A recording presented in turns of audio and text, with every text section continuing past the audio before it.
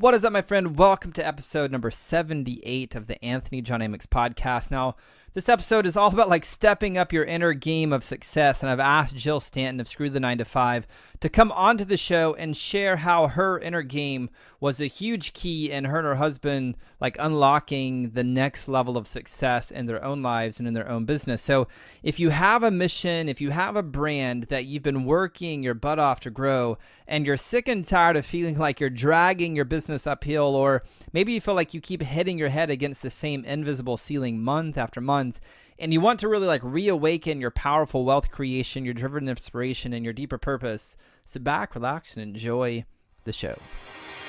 Welcome to the Anthony John Amix podcast, the one and only podcast designed to help you become unstoppable in life and business. My name is Anthony John Amix. My friends call me AJ, and my goal with this podcast is to help you remember who you truly are so you can maintain your center in the chaos, embody your potential, and unlock freedom in your life and business. That being said, let's get into today's show. All right, now welcome back. Before I introduce you to today's guest and bring her onto the show, I want to let you know about a free training I have available for you. I get quite a few direct messages from people who say that they're loving the podcast or that they wish I went deeper on things about the inner game of success, things like mindset and body set, And so what I've done is create a free training where I cover the 3 ancient secrets that allow someone to personally rewire and transform their entire way of being in less than 90 business days so they can have unshakable clarity, confidence, and certainty.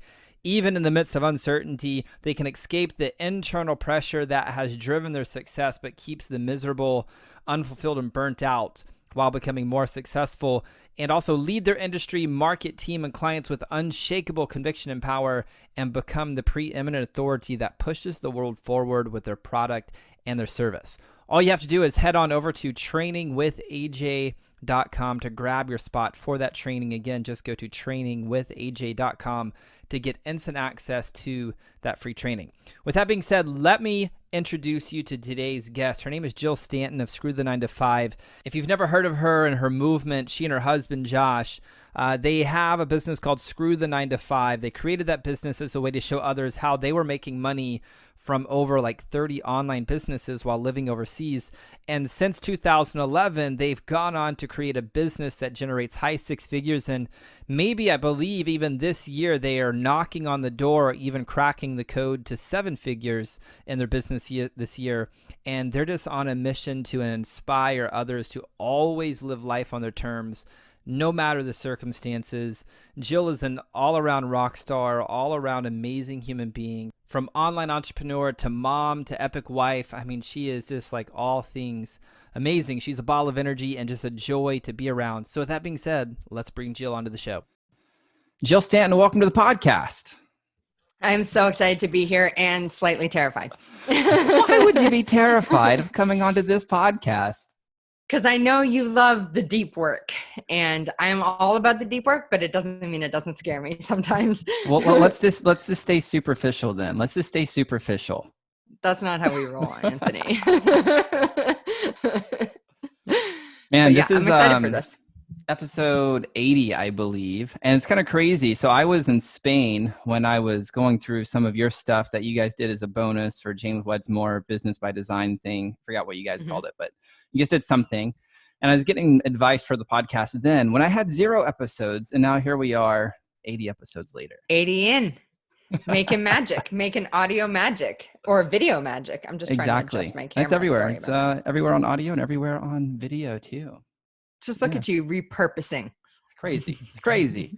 So tell me, what's the big vision that you and Josh are working on right now?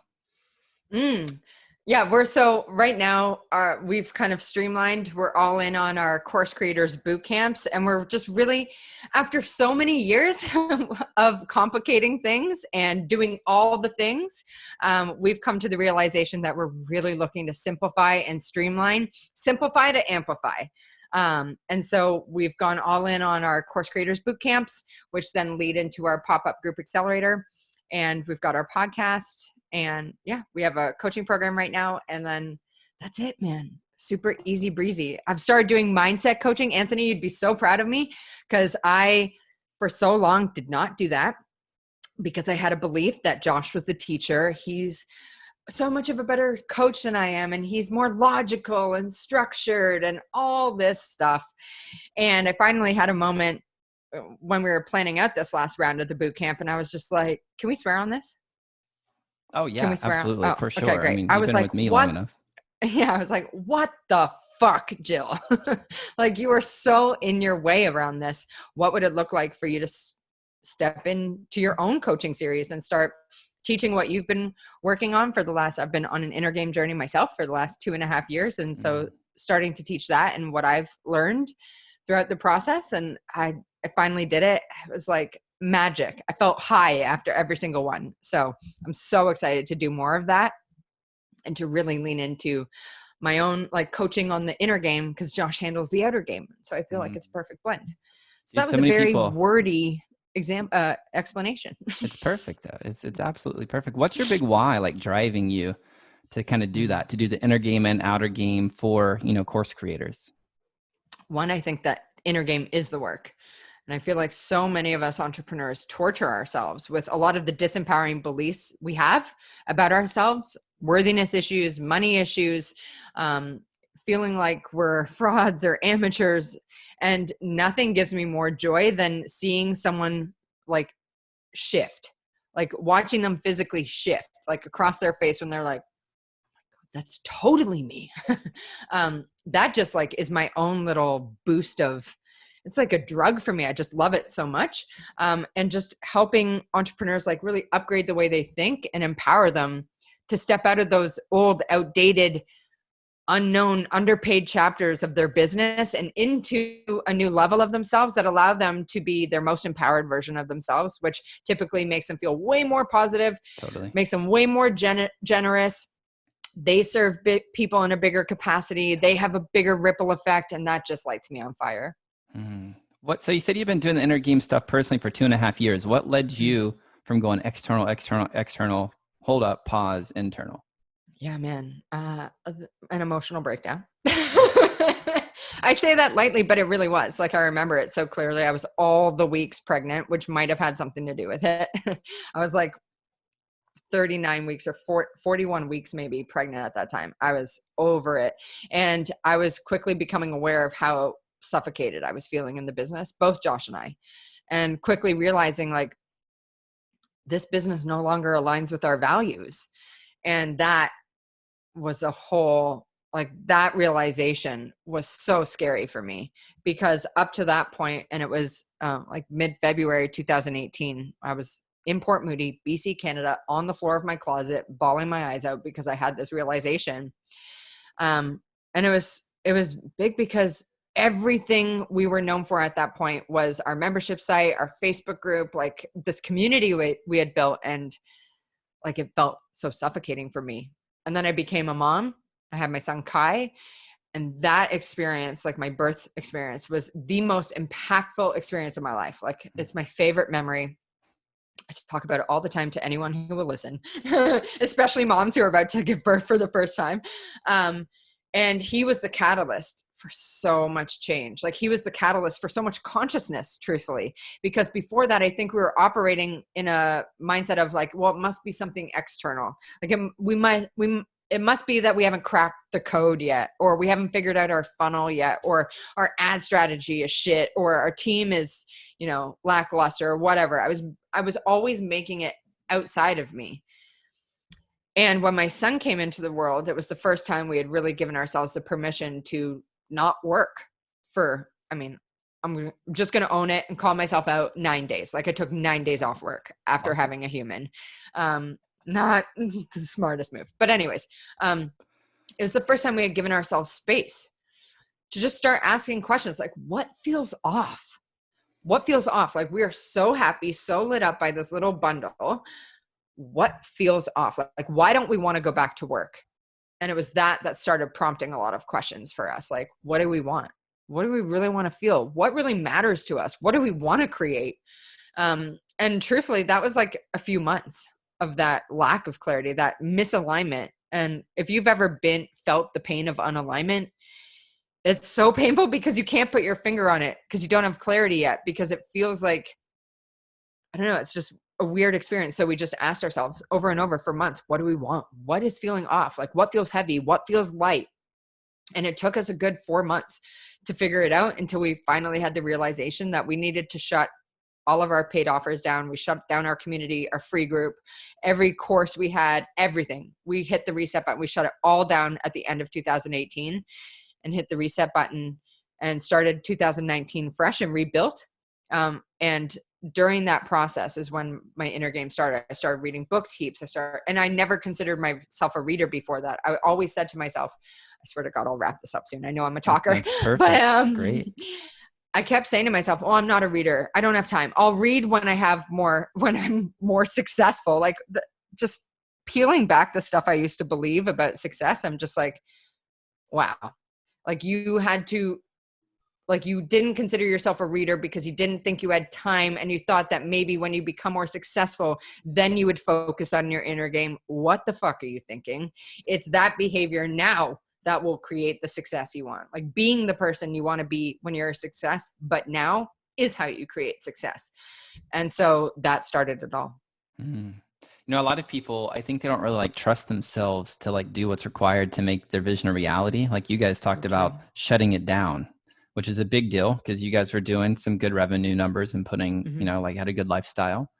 So how, you know, a lot of people get trapped in like reading the books, or whatever, but they don't lean into the edge and do it.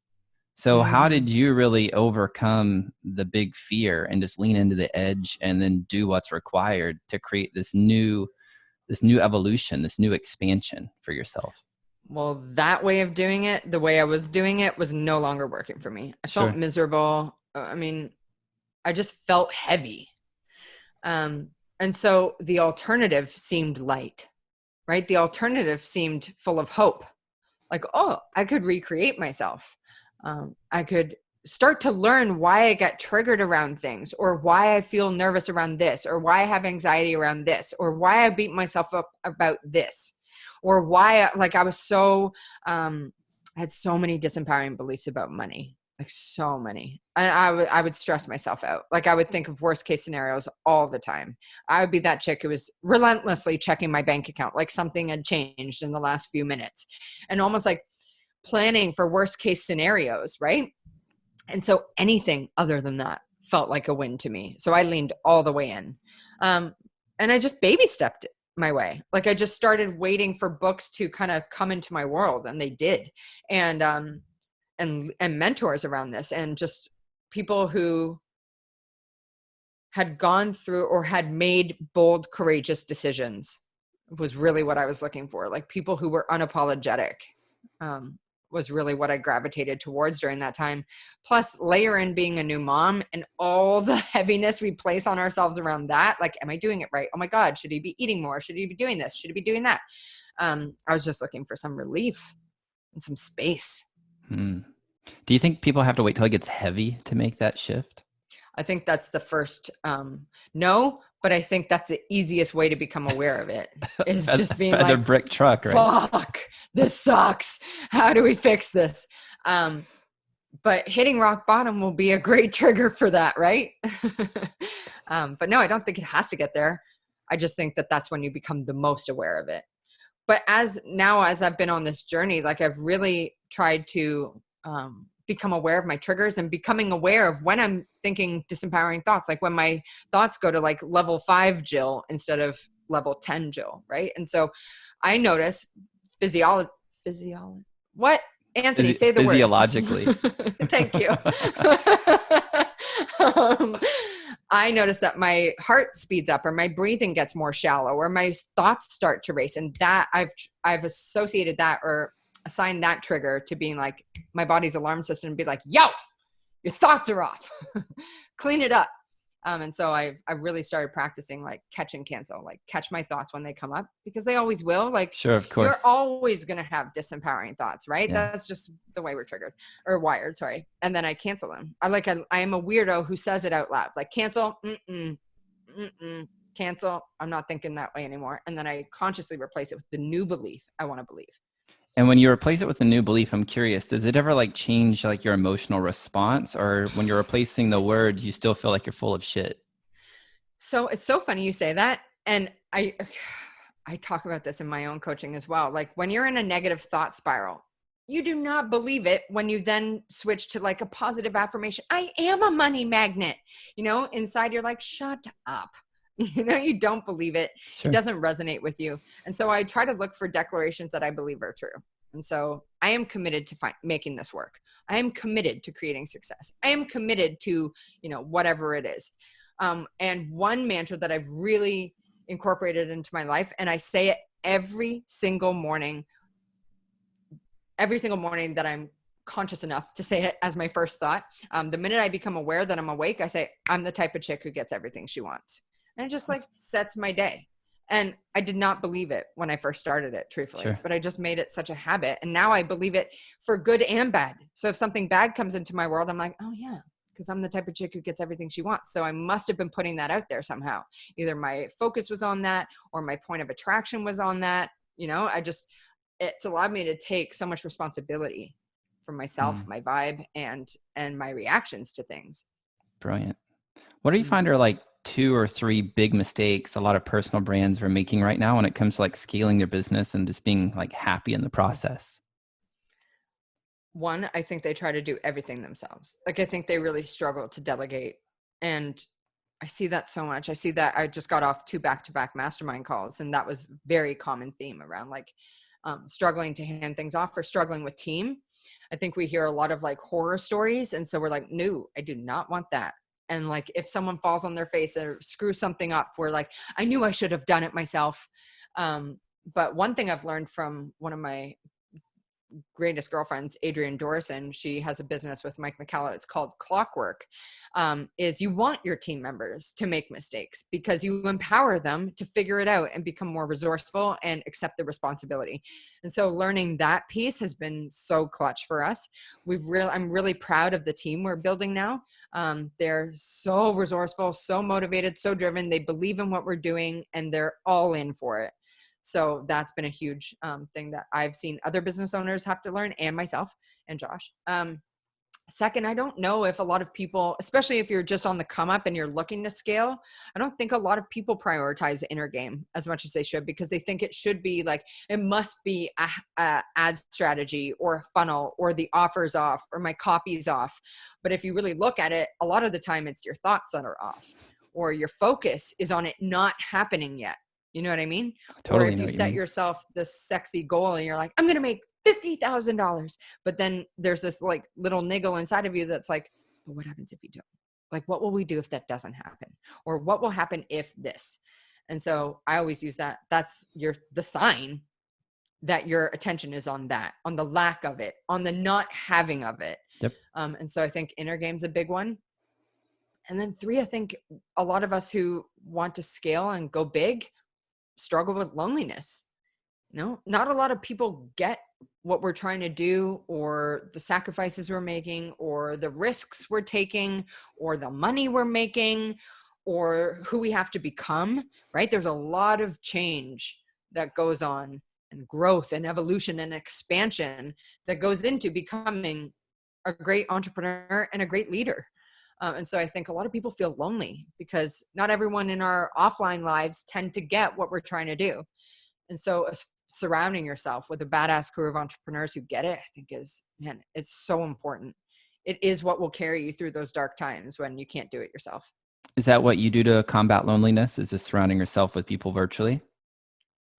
Well, I always prefer offline, but the world's sort of shut down right now. Exactly. But yes. Exactly. Also, I would say Josh really struggles with this a lot more than I do. Like, he very much values like offline connections. He doesn't value this kind of stuff.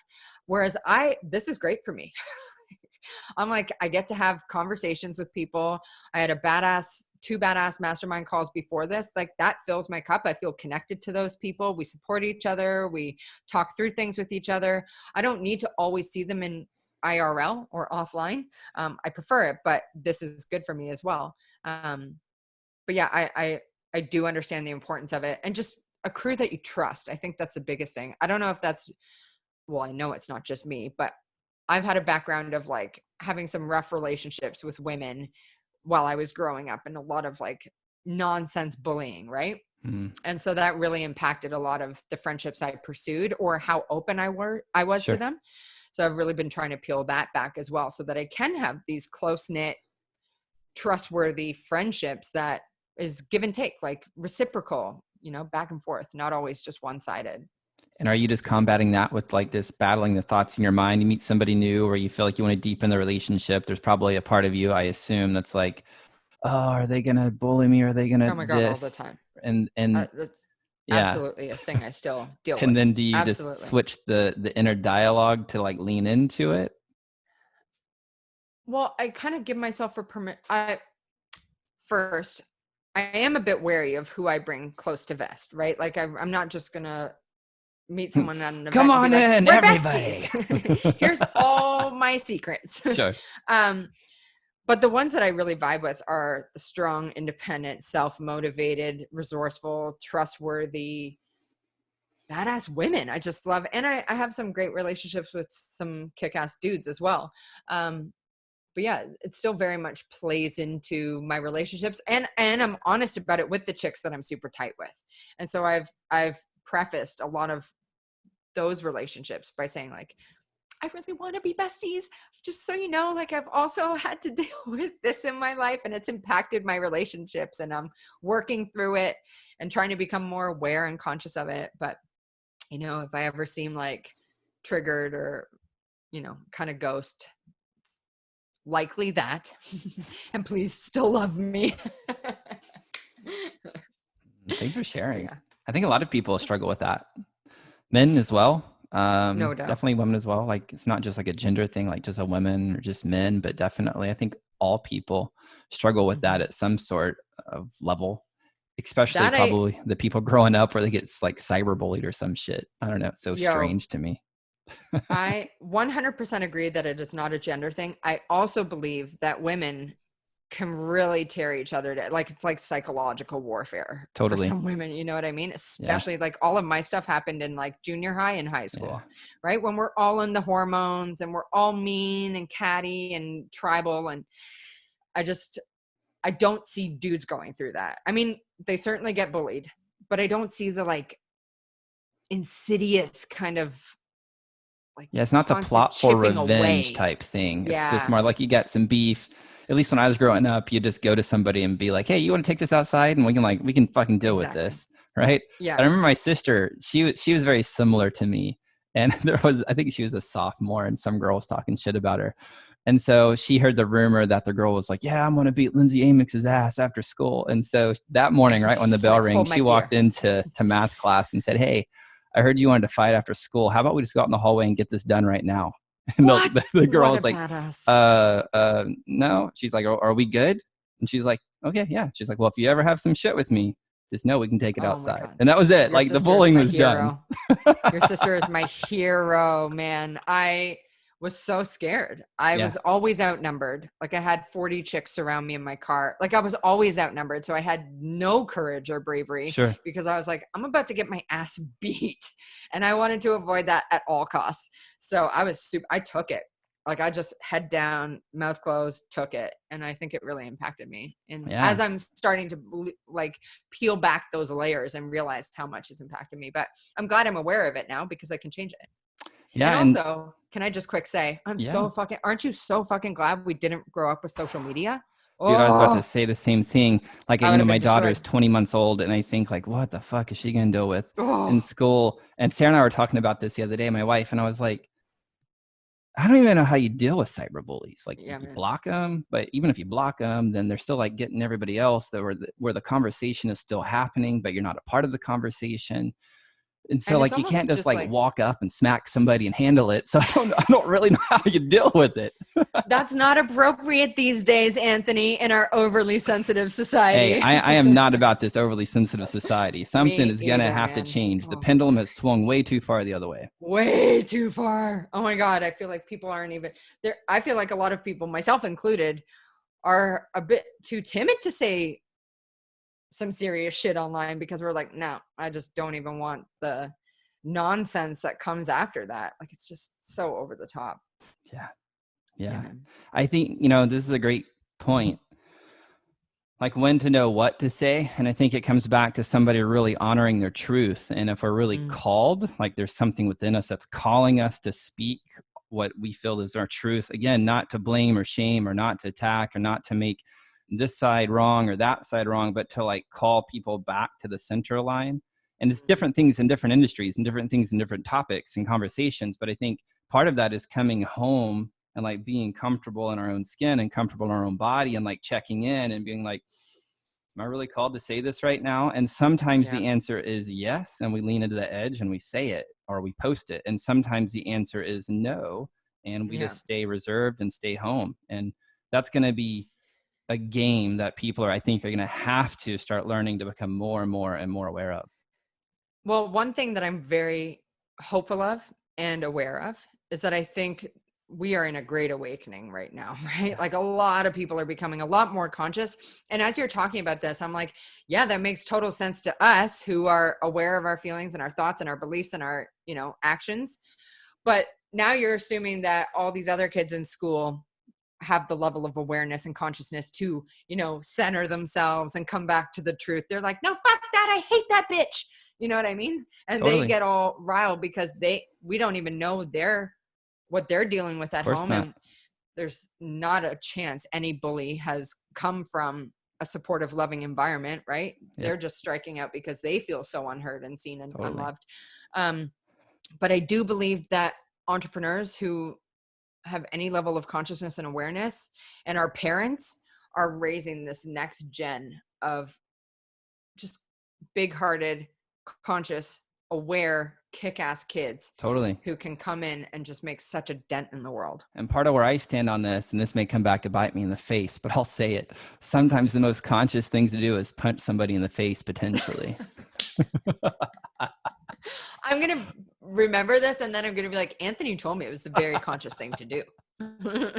Seriously, like, we want to live in this, like, secretive, politically correct culture, but if my values are being violated and I'm saying, hey, here's a boundary, do not cross boundary, and I'm still sourcing my own love and respect, you can only poke a snake so long before the snake will fucking bite you.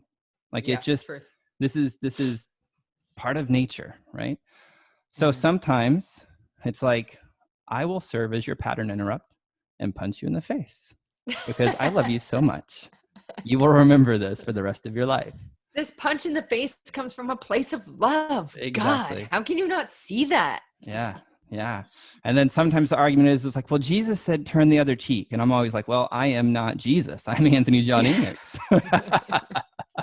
Also, that would be such a failed argument on me because I don't know anything about the Bible. I'd be like, did he? I don't know. Like, maybe he said that. I don't trust you.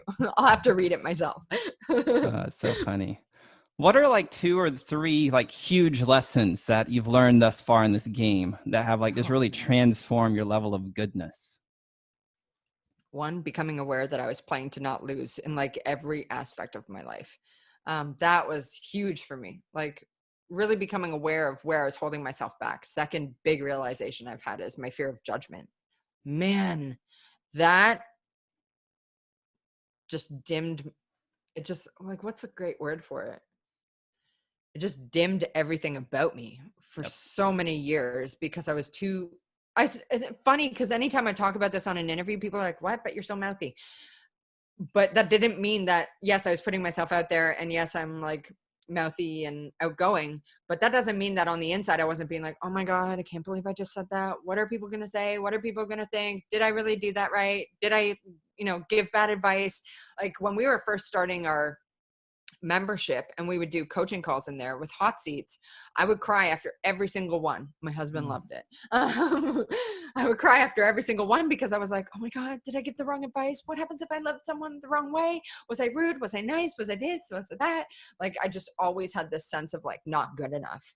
And that I've realized really came down to fear of judgment. And that came from my whole experience in junior high and high school, like trying to not stand out at all, not draw attention to myself, not do things wrong because I just knew the fury would come back on me. And so that has really just bled into all areas, or used to bleed into all areas of my life. Once I really, honest to God, like once I became a mom, a lot of that dropped away because it was almost like a lot of my brain space was taken that used to be dedicated to worrying about what other people thought. And then I became a mom. I was like, wow, I give way less fucks about a lot of things now because I am focused on this tiny human. So that was great. And then oh my God, another big realization for me is when you're trying to build a team, like A players do not want to work for C players or B players. And I think for so long, Josh and I like demanded A players work for us, but we were not being A players. We were being like fucking C players. And so of course we weren't attracting that kind of team member. And we would get so frustrated with ourselves and like put the blame, like total blame, right? And justifying, we were just such victims in that stage of our lives. And I remember Jim Fortin saying to Josh when they were having a coaching call and Josh was talking about this, like our team and blah, blah, blah. And he's like, well, who hired them? And we're like, damn it. But even that level of awareness around responsibility and like not just responsibility, but response ability, like your ability to choose your own responses to things and how you show up and how you act and how you respond and how you treat people has been such a biggie for me. What were your behaviors like when you were a C player versus an A player? Oh my God, I was such a victim. Ugh. I like annoy myself now thinking about how I showed up for so many people. Such a victim. Complained all the time. Complained, why are they doing that like that? That's stupid. Why are we not making the kind of money we want to make? That's so annoying. We work so hard. People in our market don't spend this much money. Like oh my God, so many excuses, so much like blame and justifying and complaining and just like such a low vibe way of being. Like I just, so glad I had the awareness to like step out of that, to shed that and step into this new version of myself and know that even 2020 Jill and the things she says now will annoy the fuck out of 2022 Jill, being like, oh my God, Stanton, did you really need to be that sassy about it? And just allowing myself the permission to change my own damn mind because it's our business and we can do whatever the fuck we want. What are the behaviors that the A player kind of demonstrates? Oh my God, trust, leadership, giving people autonomy, not being a micromanager, focusing on sales. Like that was such a big thing. We were so scared to sell for so long. Putting myself out there more, being more fearless, more courageous, speaking on stage, leaning into doing my own coaching for something that lights me up, but I like kind of pushed back for so long. Not worrying about what other people are going to say or think or do, because truthfully, I'll never know, right? I'll never know for sure what someone thinks about me in their head. Like I'm never going to know that for sure because they're never going to be that honest. And so allowing myself to move forward in spite of that, or even though that might happen, that is a sign of an A player for me. And then prioritizing downtime. Never did that before. And we just got back off after a full week unplugged, like did not check into work. Best thing we've ever done. Never done it up until now. And really giving ourselves the permission to enjoy that time off. Like, no, we're not going to check in. We're not checking emails. We're not checking Slack. We're not doing any of that. We are not on. We are resting and recouping and coming up with big ideas and setting the stage for the next round. So good. Really like work hard, rest hard. That was a big move for me. And then being willing to invest in really great people and paying them what they deserve versus like trying to niggle deals and I just was such a bad boss stressful, for is so it? long. When you're being like a C player, isn't it so stressful? It is. Yeah, that's a really great is. way of putting it. It is stressful. And you don't understand why it's stressful because you don't have the awareness, because you think it must be outside of you. Right. So true. You mentioned like you would never know what they think of us. Even if we could know what every single human person, like being, thinks of us, do you think it even matters? Oh, I thought you were going to say, would you want to know? No, it doesn't matter though. It doesn't. Which is crazy because on such a base level, we think it does because need of approval, don't want to be kicked out of the tribe, like all of that kind of stuff. But on a base level, no, absolutely not. So but I mean, like that level of freedom, man, I'm still not there. I still have work to do around that. Like I know that after certain conversations with certain people, or if I speak on stage, or if I meet people at events, or if I'm coaching or whatever, I know that I still have a little bit of that underlying. Absolutely. I don't think I'll ever completely shed it. That's like pure freedom. Yeah, totally. Get into a Do place where you there's care at nothing to all? prove, nothing to defend. What people think of me, no.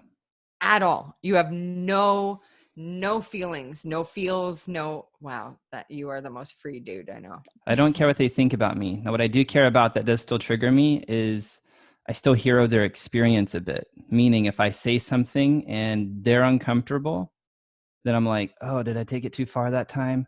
Oh, did I hurt this person? Because I actually have a big heart that deeply cares about like humanity, right? So it's not That I like know. I'm comfortable here. It's sometimes I'll say something just out of, maybe I make a joke. Maybe I said something on this podcast where I'm like, I punched the person in the face and they're like, oh, you're so this. And then I'm projected upon out of their own insecurity and inadequacy. And then that reflection then starts making me doubt, like, oh shit, I hurt somebody. And then my breath is going to start getting shallow and I'm like, I can remember one time in our event where we're like day 3 or something of the nature. One of the participants there, his mom was in the hospital or something. And he was just like, he was checked out of the event because he was so worried about his mother. And I'm like, okay, you paid to be here. Like, I want to get you the breakthrough. And he's had so many breakthroughs till then. And like, this was another breakthrough moment. And I said something like, your mom's going to die at some point, so you might as well get over it. Oh. Something like that. And he was like, fuck you, Amix. And I looked at him and my breath got shallow. Mm-hmm. And I was getting nervous. I'm like, is he going to hit me? What's going to happen? Yeah. And I checked in. Got back home. And I was like, did I take it too far this time? Because if I did, like I checked back in and my intelligence was like, yes, you took it too far. Well, then it's my responsibility to say, hey, man, I took it too far. My intention wasn't to hurt you. This was my intention. And I could right the wrong immediately and get back on track with that relationship. But instead, when I checked in that moment, I was like, nope, his experience. Let him have it. I'll let it go. Damn, and that was a big breakthrough for him. It was also a big breakthrough for me because I was able to speak what was my truth in the moment because there was some truth in what I said. Part of us as humans, like, we're going to die. The moment we are born, we die. Like, we're on a journey to death. And if you study like consciousness at a deep level, to the degree that we're willing to accept our death is to the degree that we're willing to actually live our life. Because you know it's inevitable. It's fucking inevitable. There's nothing we can do about it. Fuck it. Let's have some fun. Right. Even with my daughter, my wife, like they're going to die. They're going to die. Guaranteed. Do you put yourself in that place of thinking about that so that you can be more present in the moment? Or is that just like in this conversation, you're acknowledging that? In this conversation, I'm acknowledging it. The other piece of it, I think, is part of our growth as a human being. It's like what we resist persists. So if we're resisting death, then everything that we're doing is built in response to don't die. So we create more fear. So if we want genuine full-on freedom, we get to accept the full-on spectrum. And in acceptance of the full-on spectrum, we now have capacity, full-on agency to choose what we want to create moment by moment. Does that make sense? Mm-hmm. That is full freedom. Right. So coming back, do I care what people think about me? No, but I do care about like if what I say or what I do harms another human, and I'm constantly looking at that feedback.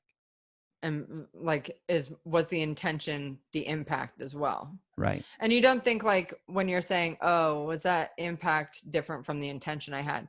You don't think when like considering someone else's feelings that you're thinking at all like, I wonder what they might be thinking right now? I just ask them. I I lean into being willing to avoid being vulnerable. I'm just like, hey, I'm feeling a lot of fear right now and I don't know what you're feeling. Do you mind sharing with me right now? That level of vulnerability, I feel like to be on the receiving end of that must be so inspiring, so different. So like, I would assume it would almost take people off guard because to have someone own where they're currently at in the moment of feeling it, being like, okay, I'm feeling a lot of fear right now and I believe blah, blah, blah, or I'm feeling like this and that. Like just to say exactly what you feel. Like so many of us try to kind of put a veil on it to make Lots it of seem people don't know what less. they're feeling. Oh shit. My wife's on Hate a that. journey right now. We're going through some parenting coaching, and we go to a marriage retreat this weekend. And she's on this journey because she's like repressed feeling for so long. She's been so like cerebral and just like produce, produce, produce. And she's like a super fucking high achieving woman, very independent, like super big heart, but also super just like not tapped into what she feels. And as we're going through this parenting coaching, it's funny because we're like, oh, our child's doing this. And they're like, it all comes back to you.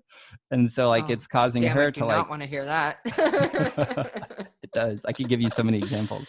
And it's, by Oh the way, my it's like gosh. changed like Zaya's fits, like reduce them by 60% once we like take What? ownership for it. I don't want to go into it in this podcast, but I'll definitely tell you after the podcast because I think it was just really Okay. fascinating. But anyway, Okay, because I also have a toddler boy who hits, and I'm like, did I do this? So I Yeah. definitely want to hear about this. Yeah. And so like with Sarah, she had to set a timer, like with the coach, she was like, set a timer 3 times a day and just check in. Just take like 30 seconds, scan your body. What are you feeling? What are you feeling? What are you feeling? And so the other day, a couple of weeks ago, Sarah was like doing something and she came to me and she's like, I'm just feeling a lot of sadness. And I was like, yes, Yes. no blame or You're shame on in me, just tune. pure truth, sadness. We could do something with that. And as a result, it's created a lot more connection and a lot more No doubt. vulnerability in our marriage. It's been amazing. And do you think maybe she was resistant to that because it's the worst to try and be coached by your partner? Like It's I remember definitely, when. yeah, Oh, for go ahead. sure. I learned that one the hard way, for sure. So Yeah. I don't coach at all, for sure. I But remember no, when Josh was sorry. the, Oh, the just quick say yeah, when please. Josh was first learning all things transformation, he was trying to coach me on it, Yep, and I was like, I need you to shut the fuck up with this right now. Like, yep, stop trying to coach me. yep, So he quickly learned. yep. I did the same thing. Yeah. We had a guy named Gary Rodriguez, and he was like, "Your wife's worldview is not your worldview. Like, Mm. she's not paying you for your worldview. She can have her own Mhm. worldview." And I'm like, "But my worldview works really good, and I've paid a lot of money for this worldview." She needs to get on board. Yeah, and on her own time, she's getting more on board of that worldview. But it's not because I'm coaching; it's just because Yeah. I'm being and demonstrating Being that, and it. I'm also very clear on what I desire. And we have these hard conversations sometimes where I'm like, I want this desire. I'm committed to experiencing this with you. Do you want to join me? Right? And I'm calling her to that, however she wants to choose to get there. Josh and I are working through a lot of our own stuff like that too. So we work with a marriage coach and just learning each other's triggers, like, because he is the type who will shut down, like Yep. ice me. Yep. Guys, if I could only properly describe how much it triggers me, I get so triggered by it because I'm a talker outer and he is an internalizer.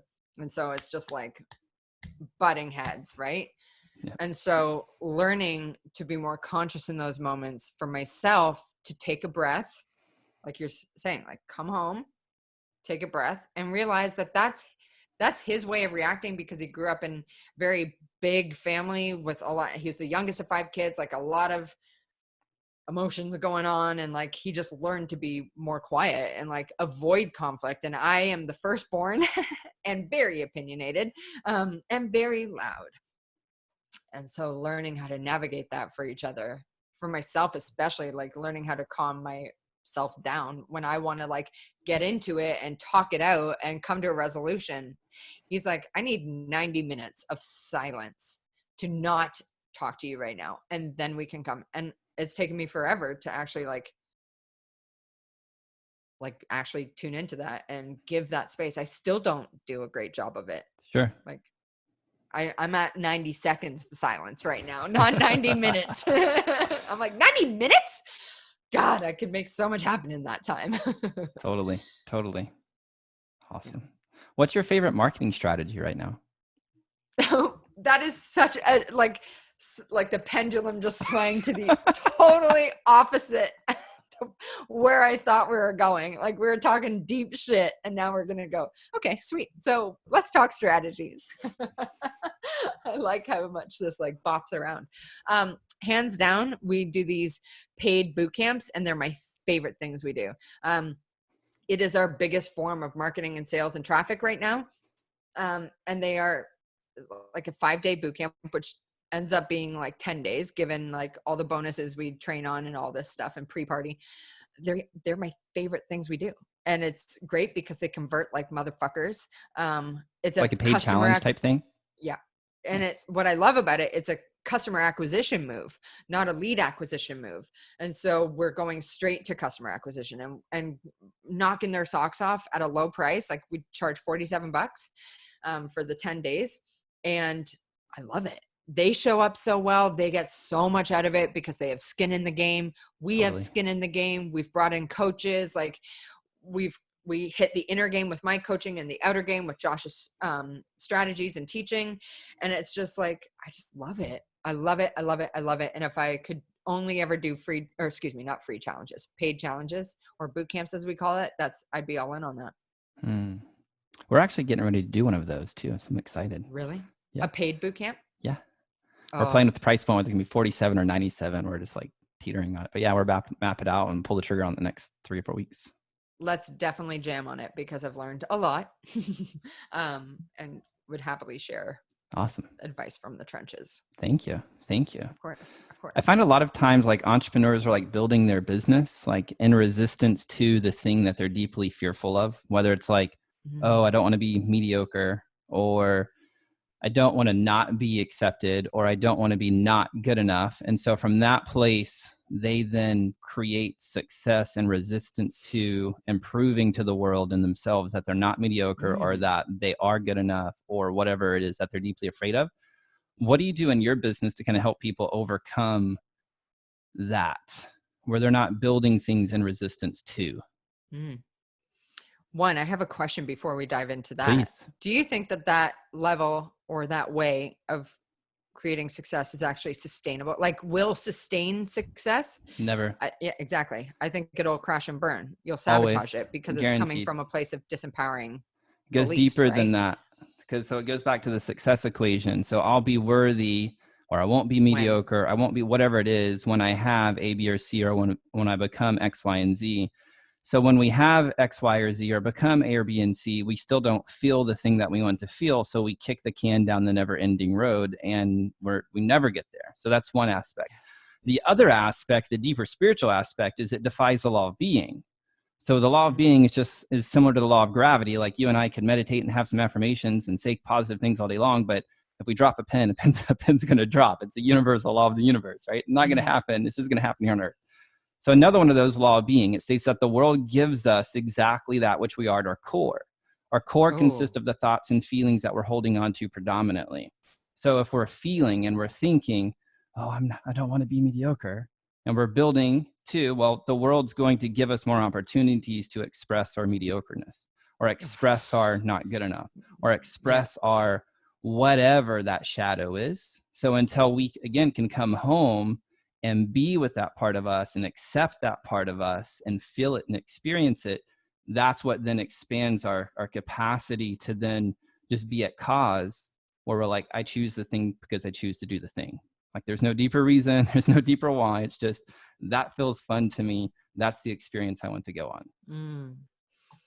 I think that's why I'm so grateful that we've stumbled upon our boot camps, because I want to do them because I find them so fun. Like I literally feel like I'm high after we do them. After my sessions, like I was so obnoxious to Josh. I would be like blaring Beyonce, like I'm a savage after my mindset coaching calls, because I just felt so lit up by them. And I said to him, I would fucking do this shit for free if we had to. Like, I love it so much.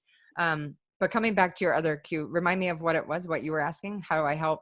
Yeah. So like, what do you do in your business to help people like not build in resistance to? So overcome feeling like they're mediocre or they're not good enough or whatever. For me, I believe that it all stems from awareness, like helping people get the awareness of what they currently believe. Like every time we run a boot camp, the first thing we hit, in my session at least, is current beliefs. What do you currently believe about your ability to blah, blah, blah? And we start there because you can't change what you don't acknowledge. And that's a Dr. Philism. Always. And so I feel like that awareness is the first step to any level of change, transformation, evolution, success, any of that. And if you aren't aware of why you're doing the things you're doing, or what you believe, or the thoughts you're thinking, or the feelings you're feeling or then the actions you're taking, you'll always end up the same. You'll just keep circling back to it. So I really try to start there and lean all the way into it. And I do the exercises with people to uncover what they currently believe and then create the new beliefs they want to believe. Yeah. And then I encourage them all throughout every single day, like catch and cancel, catch and cancel. And really that starts with awareness, right? Becoming aware of the thoughts we think or the beliefs we have, and then catching them when they come up and like grabbing it in the moment. And that takes practice, obviously. Just like, I feel like awareness is a muscle and you just get better at it the more you do it. Yep. But like catching those thoughts when they come up, and you'll notice them, like how I was saying, I treat it as my body's alarm system. You'll notice them because your thoughts start to swirl, or you get anxious, or your breathing increases, or your heart rate increases, or your breathing gets shallow, and you think about the what ifs and you start to spiral, you know? And so catching those in the moment, and then I suggest people say cancel because I feel like it makes it more real. There's no strategy to that. I just feel like it's more powerful to say cancel, so that it's like a declaration, like, nah, I ain't thinking that anymore. Cancel. And then replace it with the new beliefs they want to believe. And I think that that's the first baby step that you can take to help people create success. But I can only present the information or the transformation. Like they have to be willing to wade all the way into it. Yep. And I think a lot of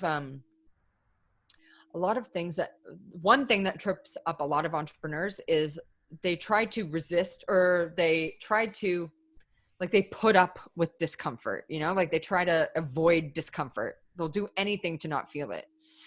Whereas successful entrepreneurs resist comfort, right? They'll do anything they can to stay uncomfortable because they know that your comfort zone is an indicator of your wealth zone. And if your wealth zone isn't where you want it to be, then you have to look at, am I playing it safe? Like, am I staying comfortable? I think that trips up a lot of entrepreneurs because inherently we want to feel comfortable. You know, we want to do things that feel good and like we could kind of take a breath, but it's when you coast or get into the comfort zone, you kind of plateau, and that shit feels like death to entrepreneurs because we thrive on momentum. Like, one of the things our oxygen we teach in Project Shift, I think my good friend Jonathan learned it from Preston Smiles, I believe, was the concept of couch to castle, which is like, you know, we get off the couch, stop being spectators, we get on the battlefield and we're playing, and we like go to face resistance and we go to get our castle, right? But oftentimes in the game of entrepreneurship, once we have our castle, then it becomes our new couch because we get comfortable. Amen to that. And you take your foot off the gas and you're like, why do I feel so garbage? Yeah. And it's because we're not striving for more. Exactly. Right? It's because we're not leaning into more discomfort. We're like, no, but I did it. Like, I'm a success. But then, like, what are some new dreams we can dream that get us outside of our comfort zone again? Because I believe entrepreneurs inherently want to expand. They want to grow. They want to change. They want to evolve. Even though a lot of the growth can feel wildly uncomfortable, dudes, that's the price of admission, right? Yep. To a meaningful life in general, just not even just entrepreneurship. A meaningful life in general comes through challenges and growth and expansion. And if you're resisting that, you're missing out on the magic.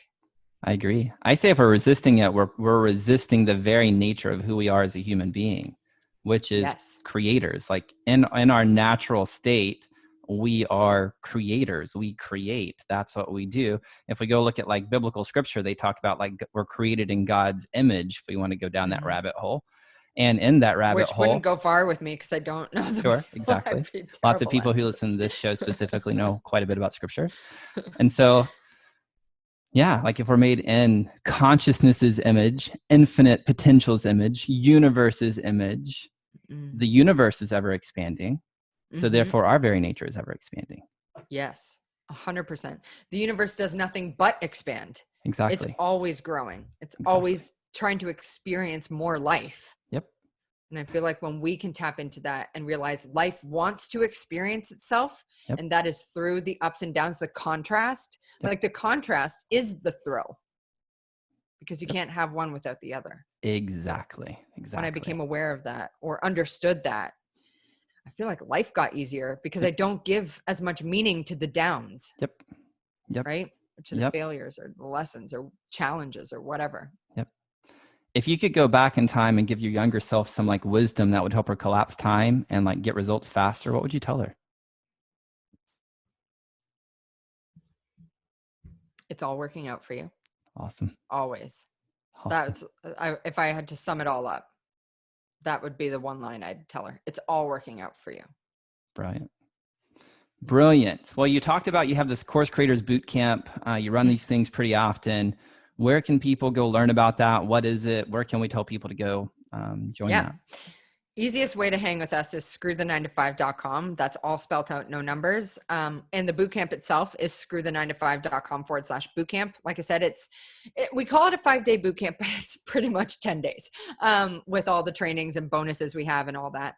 And it's inner and outer game. And it's essentially a 10-day experience for course creators and coaches who want to get their offers designed, dialed in. And we work on the name, the big promise, the price, the messaging, what goes into the offer, the bonuses, the guarantee, and a badass way to sell it. So if you've ever struggled with, I don't know why my program isn't selling, or why my offer isn't selling, or why it's not clicking, or why I keep attracting the wrong people, then this bootcamp will just straight up rock your world. And then we have different levels to it. We have VIP, where you can come do coaching with us and our coaches, and we create mini masterminds in there. It really is a badass experience. So yeah. And then our podcast, thescrewshow.com, sounds like porn. It's not. It's business and marketing. So yeah, thescrewshow.com is where you can really get a taste of everything we're about. Awesome. Well, Jill, thank you so much for being here. Thanks for sharing your wisdom and just being an awesome human being. Really appreciate you. Thank you. Thank you so much, Anthony. I had a blast talking with you. Well, there you have it, my friend. Jill Stanton in the house. What an epic conversation. I know we bounced around a little bit from tactical stuff to deep stuff to tactical stuff to deep stuff, but I feel like we really dove into some topics and concepts that may really unlock a few things for you. If you enjoyed this episode and inspired you in some way, I'd love to hear about it and know, like, what was your biggest takeaway? Simply take a screenshot of you listening on your device, post it over to your Instagram stories, and then tag me at AJ Amix, and also tag Jill at screwthe9to5, and that's screw the 9, like the word 9 to 5, all words, no numbers. So tag me at AJ Amix, tag Jill at screwthe9to5 over on your Instagram stories. Thank you so much for being here. That's going to do it for this episode of the Anthony John Amix podcast. Until next time, my friend, I'm out. Peace. Well, that's all I've got for this episode of the Anthony John Amix podcast, but we have plenty more to help you become unstoppable in life and business. So head on over to ajamix.com for exclusive resources, information, and tools to help you break through to a new level of freedom, purpose, and success. I look forward to having you back for the next episode. Bye for now.